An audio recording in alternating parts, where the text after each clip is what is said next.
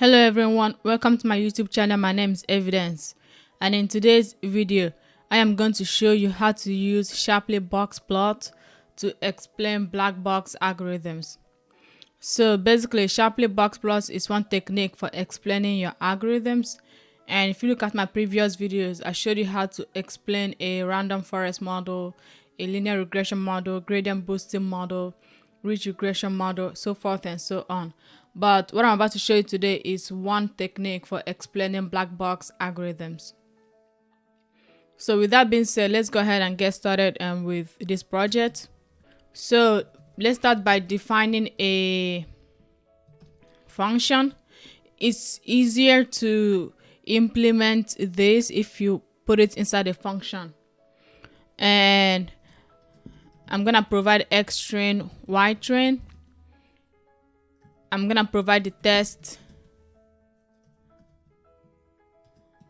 data, and then I'm gonna say row number is equal to 0. So which row should we explain? Because the way Shapley box plot works is that you have to we are explaining row by row, and after all of this is done, and I'll go back over this code again, it will make a lot more sense. So we've defined our variables. Let's go ahead and keep coding. First, let's define the model to use. In this case, I'll say the model is equal to, I'm going to use a random forest model, regressor model. I already imported random forest regressor. Oh, even before I do anything, I need to import stuff. So first, I need to import Shap, and I think I need to install it first, even before I import it. Yeah, so I need to install Shap.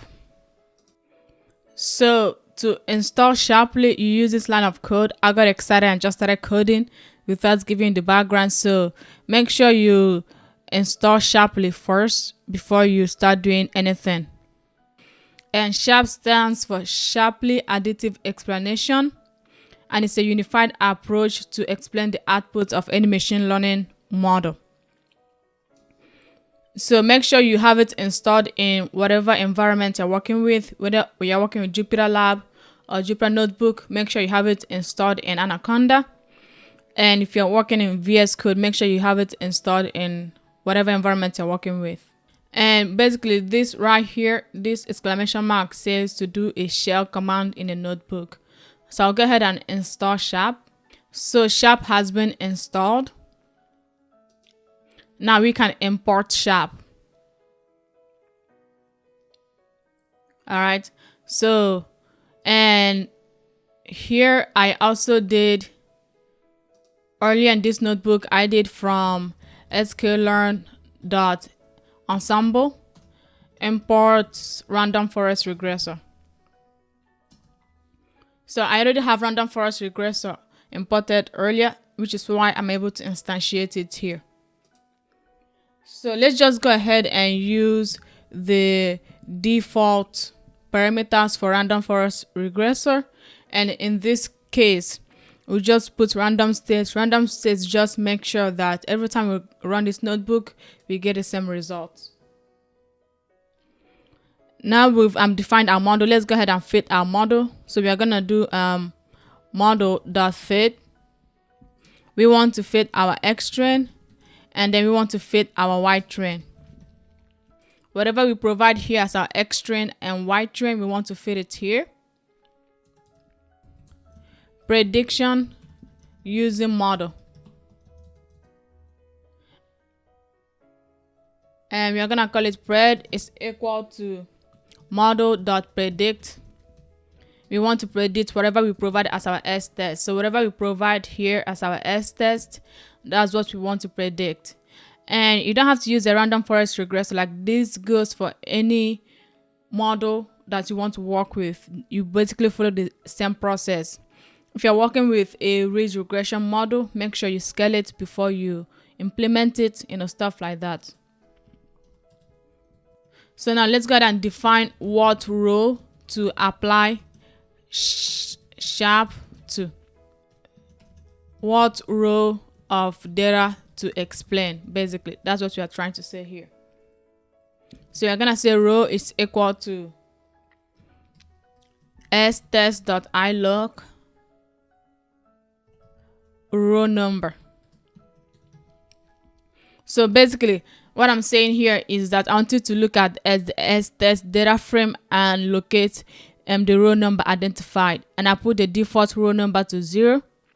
So at any time you can change the row number, but if you don't provide a row number, then the default is 0. So now this is kind of where the sharp model comes in, sharp function comes in. So we're gonna call it explainer.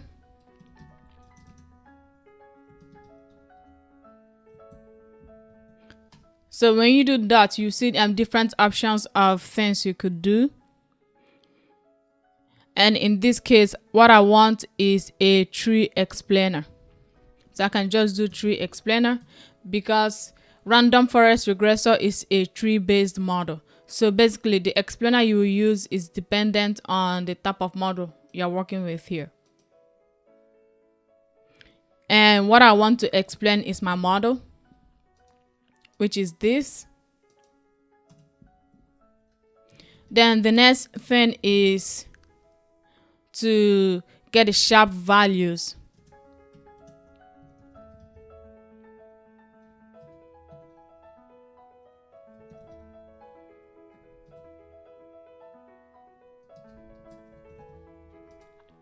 So first I define my explainer, and my explainer is using a tree-based explainer to explain my model, this model that I just built here.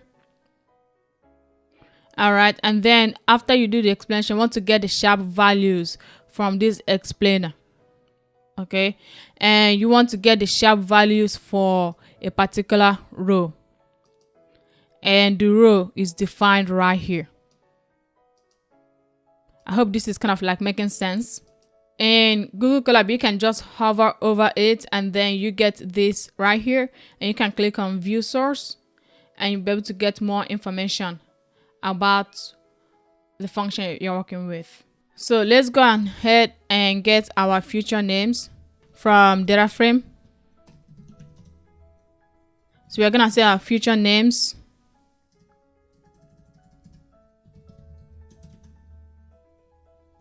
Row.column. So basically give us the columns that are from this row.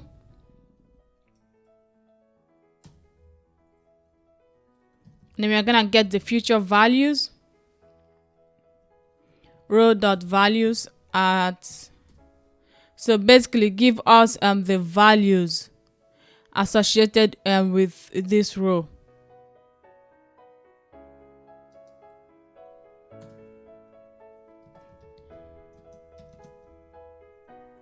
Now we are going to create a pandas series using sharp values at position 0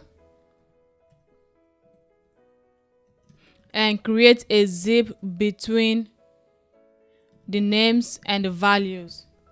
And all of this will make more sense once you see the output of this code. Let me go ahead and do these future names so it will be more clear what we are doing here.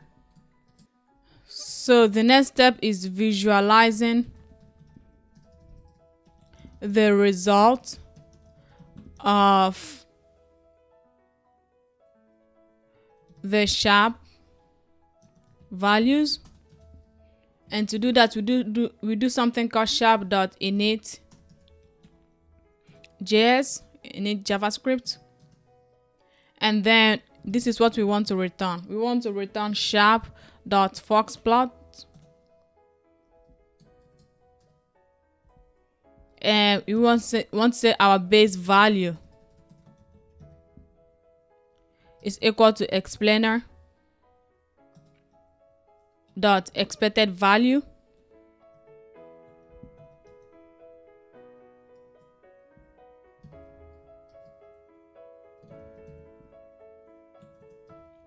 And I want to say our sharp value is equal to sharp values. So our base value is this, and then our sharp value is this. And then our futures is equal to row. Actually, this is sharp values. And here you can see different parameters you can specify in your sharp.fox plot if you like, but we're just gonna stick with this right now. So with this function defined, let's go ahead and run this and apply it, and then I'll come back here and explain it again. So let's go ahead and call this function and instantiate it Shapley. So just to give you a little background, right? This project is basically trying to predict the insurance premium of customers, and we are running this. Our target is insurance premium, and we are running our data frame through a random regressor model, and we are basically trying to explain our random regressor model with this Shapley box plot here, with this Shapley explainer. And quickly, I'm gonna do xtrain.head just so you can get a preview of the data. This is kind of like a preview of what the data looks like.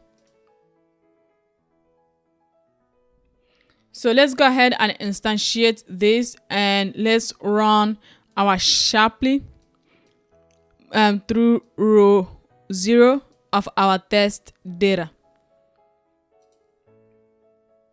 So Shapley, and then we just provide our xtrain, our xtrain. So before I got to Shapley, I've already done all the work of cleaning up the data. Looks like I have a typo here, and I found the culprit. Let's go and run this again, and let's run this.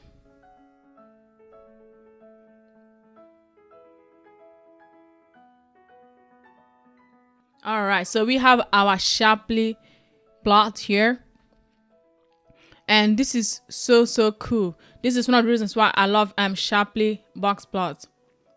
Let's do stest.ilocate 0. So what we have right here is the predicted value. So this random forest regressor model predicted 110 for the first row of this data set, right? But this is the base value, which is 93. So if you watch my other video series, I show you how to establish a baseline model. And when we established our baseline model for this project, the baseline came out to be 93.5, which is just the mean for our target. So this is the baseline, but this is like the prediction from our random forest model. And these are the features that has the most impact on our prediction. So you can see that having an SUV leads to a higher insurance premium, and the type of coverage you have, having a luxury XUV, having a luxury cars might lead to a lower insurance premium, but have these other factors lead to a higher insurance premium. That's kind of one way to look at this, and this is kind of a sample of what our data looks like. And you can hover over things and kind of like see what it means. And in this case, we have a whole lot of features, so it's kind of difficult to see everything. You could trim your features down and just have a few features, and it makes it easier to see what the rest of the things are. But basically, this is how to use Shapley box plot, right? We can again apply this to a different row. We can kind of do the same thing here, but then let's put row number is equal to something like 1, for example. So for row number 1 in our data frame, right, the predicted insurance premium for this customer is going to be $66. And these are the factors that significantly lowered their insurance premium. So we can do stest.head So we can kind of look at this and kind of see more information about this customer. But for this customer, they have the basic insurance premium. So 1 in this situation stands for basic, and I think 2 stands for premium, and then 3 stands for something else. But the type of coverage that they have, they don't have any SUV, they don't have any sports cars, they don't have any luxury XUVs, they have a 2-door car. All of these things led to a lower insurance premium. Okay, and for this person, the insurance premium is a little bit higher, because of these factors. And you can repeat this process over and over again for like different rows to kind of help you explain your model. So this person's insurance premium is close to the average insurance premium, which is $93. So we can look at something like 10, for example, and see this person's insurance premium is also about close to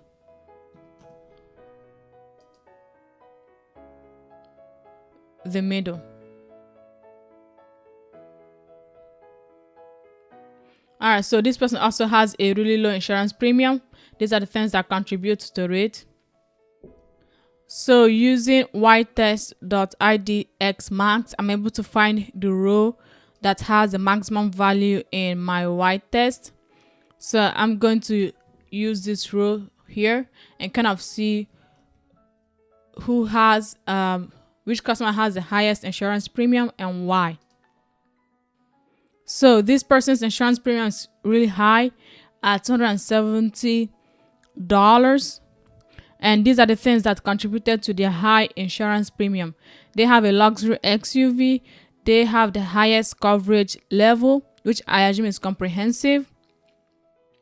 And then these are other factors that contribute to their high insurance premium. They don't have a 4-door. They don't have a 2-door.